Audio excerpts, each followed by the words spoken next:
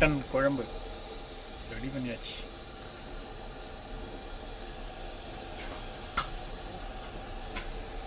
எப்படி கிரேவி மாதிரி வச்சிட்டேன் மட்டன் குழம்பு. கொத்தமல்லி அப்படியே போட்டு மிளகுலாம் மிளகு தூள் பெப்பர் தூள் எல்லாம் போட்டு பக்காவாக ரெடி பண்ணியாச்சு. அவ்வளோதான், நைட்டுக்கு வரையும் வச்சுக்க.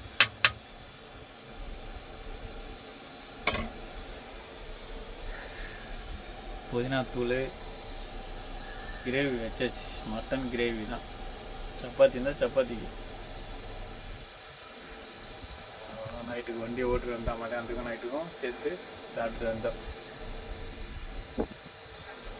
சாப்பிட்டு போய் ஒரு குழியில் போட்டு நிம்மதியாக படுத்து தூங்கிட்டு நைட்டு ஒரு 7 மணிக்கு அளவுக்கு வண்டி எடுத்துன்னு போனால் நேராக போயிடலாம் சென்னைக்கு.